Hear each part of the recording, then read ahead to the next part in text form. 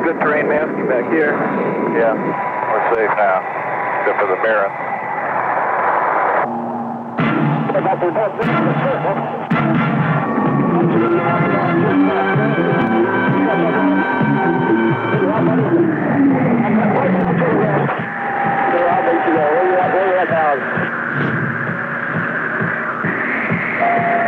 Coming back in from the north, approaching north of me now for about an hour and a half. Emerging with you now.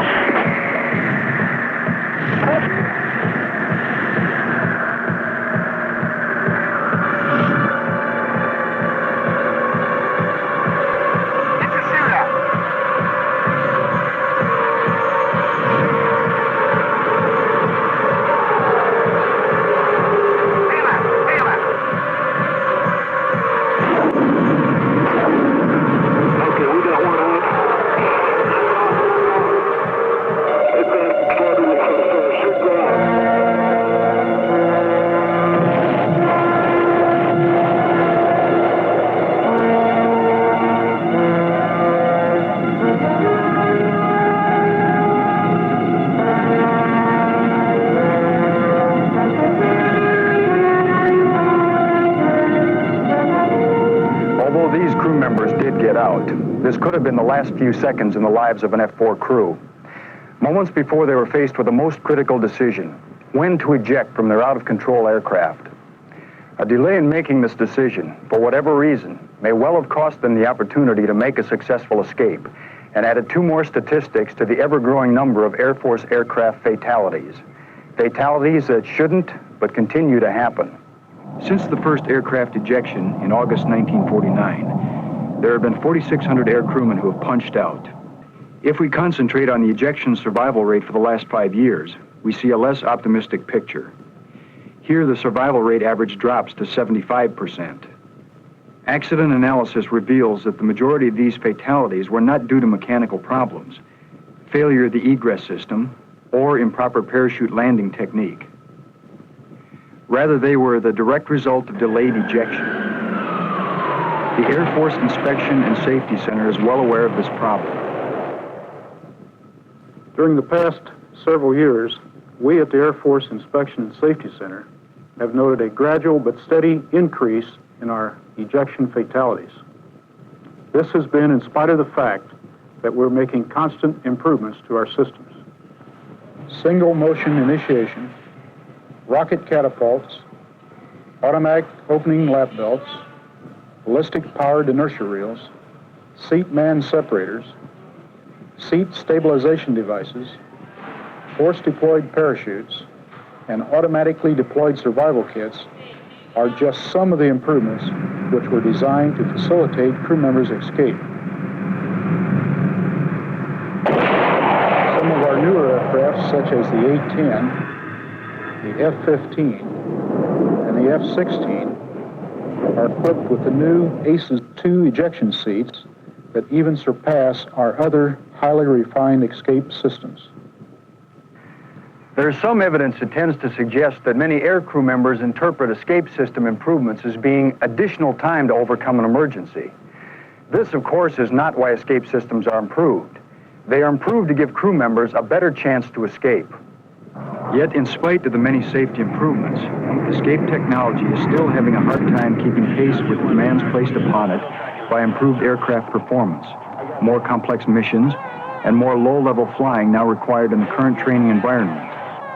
There must be time for the ejection sequence to fully operate prior to ground impact. Therefore, delaying the decision to leave the out-of-control aircraft is and has been the single most critical factor in determining the success or failure of in-flight escape. This is borne out by the high fatality rate in escape attempts outside the performance envelope of the system, at low altitudes, particularly below 500 feet. No matter how good the escape system, you've got to give it time to work. As flight surgeon at the Safety Center, I've reviewed many accident reports involving the delayed ejection, and they always illustrate at least 2 points. One, these seats require a finite amount of time to work. For example, depending upon the airspeed, the rear seat out of the F-4 requires 4 or 5 seconds from initiation to full parachute, and the front seat takes a second longer. And second, These systems were not designed to overcome the horrendous sink rates generated by aircraft out of control, which may exceed 600 feet per second.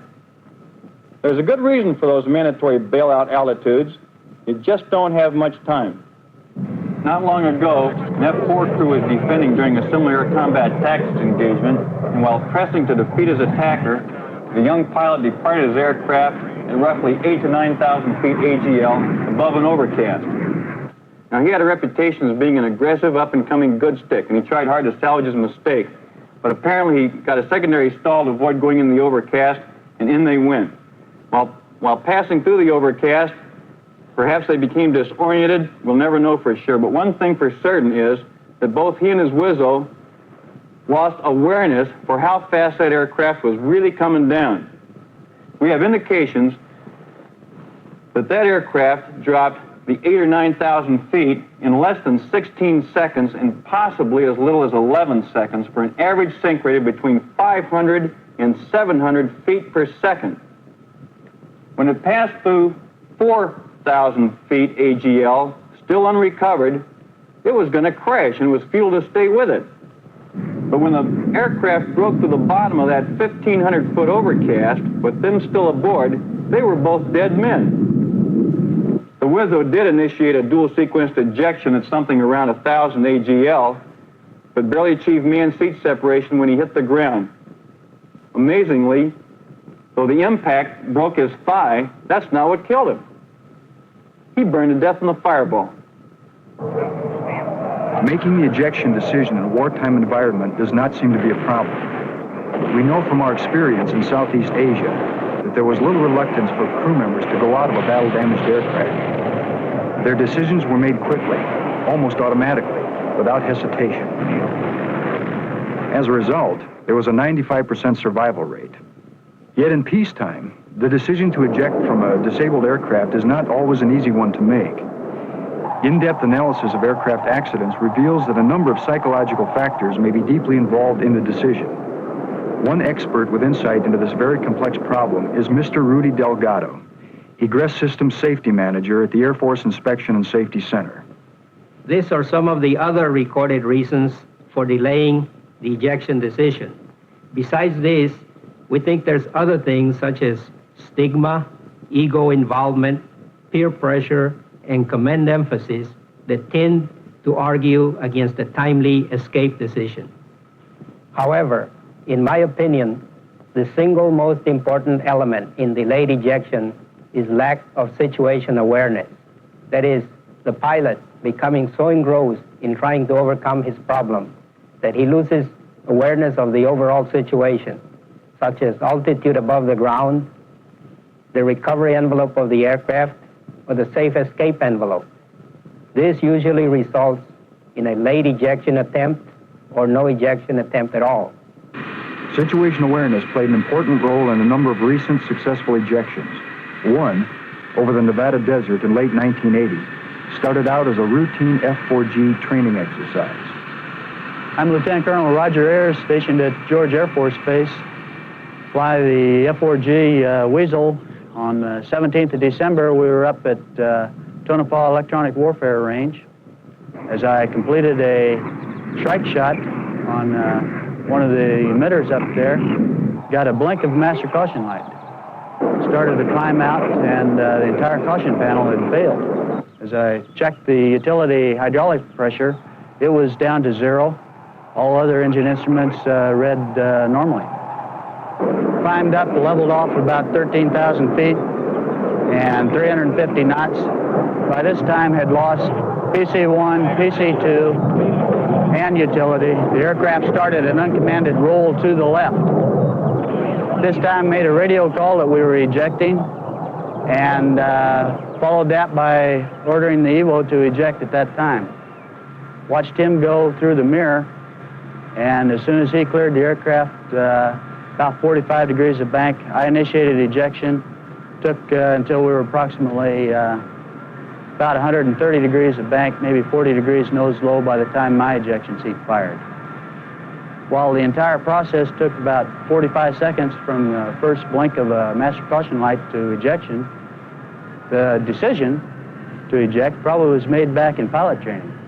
The aircraft was uncontrollable. I had no flight controls and no hope for recovery of the aircraft.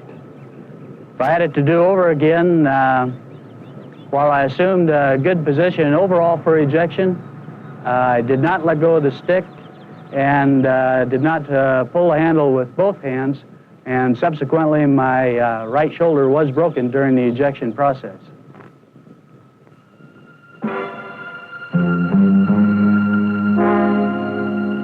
While a T-38 flight crew was practicing landing procedures at a Midwestern base, the pilot and her instructor experienced a right engine failure.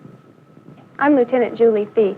As a student pilot, I was recently involved in an emergency in a T-38 aircraft at my home base.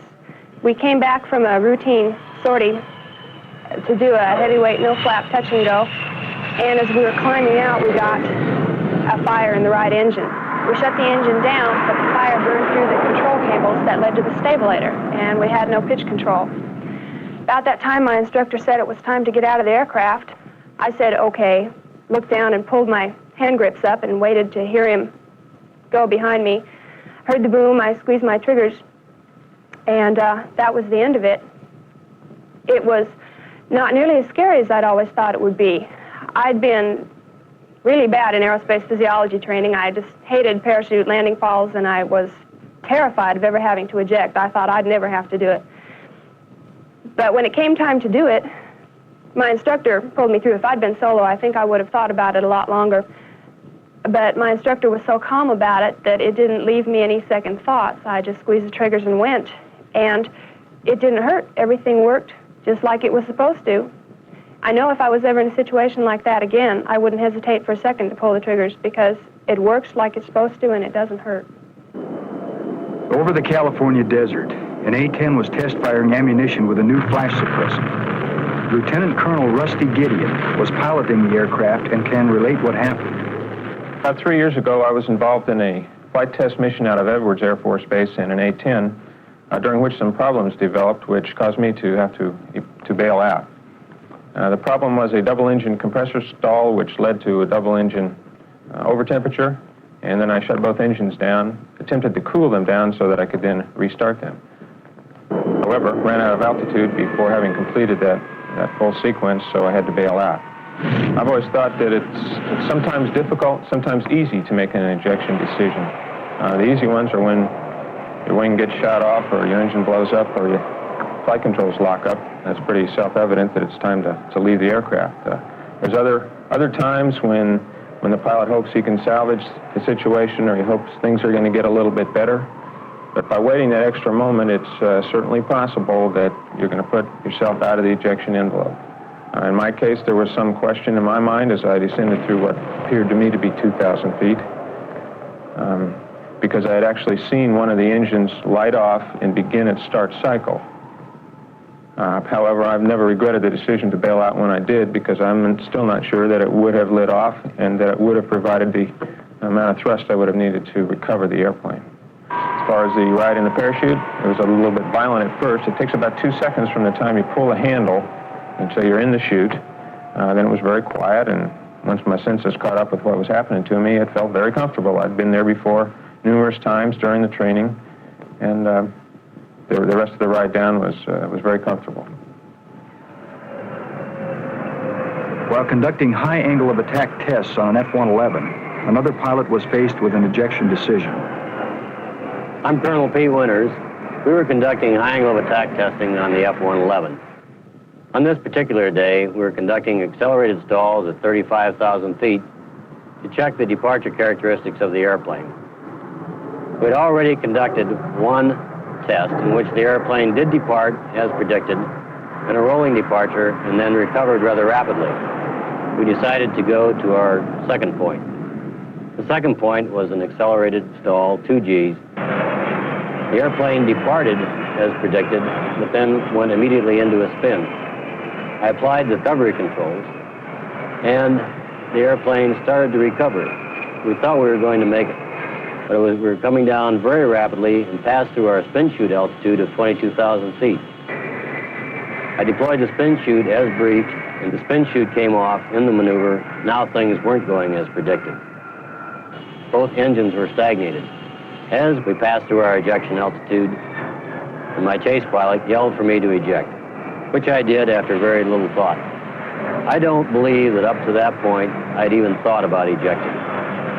Because the airplane was highly instrumented, we went back after the accident to determine how much time we had.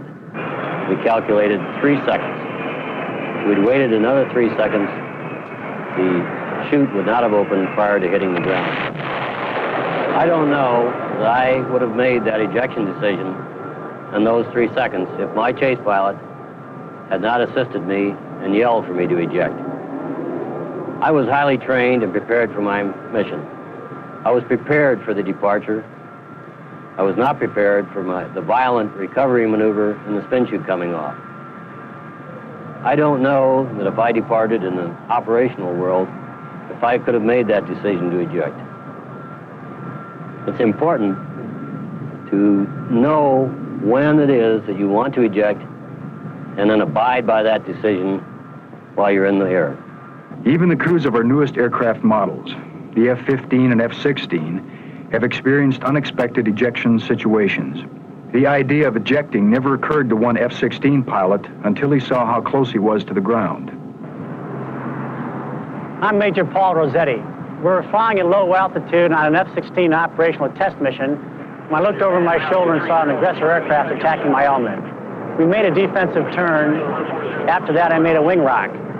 Shortly following the wing rock, my airplane pitched up violently and went into a falling leaf maneuver. I was surprised. I immediately focused all my attention on trying to fly the airplane back under control. After 3 or 4 oscillations, the nose pitched down, then it pitched back up again. At that point, I checked my altimeter and it was reading close to target elevation. I then looked out the window, got a close-up on a cactus, and decided it was time to eject. The ejection occurred about 700 feet AGL, about 5 seconds after going out of control. The aircraft was in a very high sink rate at that time. It impacted the ground about 4 seconds after I ejected, and the 4,500 pounds of fuel on board made a fairly sizable fireball. I was forced to make a 4-line jettison and steer my chute to miss the fireball. If I had waited another 2 or 3 seconds, if I had not had any prior parachute knowledge, or if I had a less capable seat, I would not have cleared the fireball. 4 thoughts on my ejection. Firstly, when the aircraft pitched out of control, I did not even consider the option of ejecting, even though I knew I was in very low altitude. Secondly, I did not realize that the aircraft was not going to make it until the nose was pitched down, back up again, and I looked out at the ground. Once I had made up my mind the aircraft was not going to make it and I had written off the aircraft, only then did I turn to the question of survival. And finally, things happen a lot quicker than you think you're going to. You don't have as much time as you think. During a strike exercise involving multiple aircraft, an F-15A was involved in a mid-air collision. I'm Captain Bob Devos. I'm an F-15 pilot stationed at Holloman Air Force Base in New Mexico. On October the 3rd, 1979, I was commander of a composite force training mission tasked to close escort F-4 fighter bombers into and out of the Fallon Naval Air Station Range complex in Nevada. As I unloaded and rolled away from my last kill, I instinctively rolled to my right, and what I saw ruined my whole day. Another F-15 on an imminent collision course. The mid-air collision severed the nose of my F-15, disintegrated the canopy and windscreen, and instantly blinded me. I immediately reached for the ejection handles and ejected myself in the Aces 2C at approximately 350 knots indicated airspeed and 20,000 feet MSL. The ejection sequence was both violent and instantaneous, very comparable to being fired out of the end of a shotgun. The most important thing about the ejection sequence was that I was alive. And the reason that I was alive was because I made the decision to eject, and then I executed that decision without any hesitation. I might add that I did not make the decision to eject on October the 3rd, 1979. This was a well-thought-out process over many years of flying. That is, my philosophy had always been, if I got myself into a situation where I could not determine the attitude or the capability of my aircraft, then I would eject, regardless of who was to blame. My message is simple and straightforward. If there is any doubt about the status of your aircraft, leave it. We can always rebuild the aircraft, but we cannot rebuild the pilots. There you have several ejection experiences from fellow crew members who, like you, fly some of the present Air Force inventory. Speed in today's aircraft has doubled and quadrupled from that possible in older models only a few years ago. These higher speeds mean a reduction in the time a pilot has to perceive, to interpret, and to appropriately react. We no longer have the luxury of time to deliberate for a decision. You, today's air crews, must be able to meet the challenges presented by the aircraft that you fly. The time to think about what you will do if an out-of-control situation occurs is on the ground. Up there, the solution must be automatic. If ejection is warranted, then it too must be without hesitation. We all knew guys who didn't. All too often, the accident report reads, pilots selected the wrong course of action by attempting to recover the aircraft from an out-of-control situation, one that was impossible to recover. Wasting those few precious seconds can not only be critical, in the ejection world, it can be fatal. Don't let it be said that you ejected a second too late.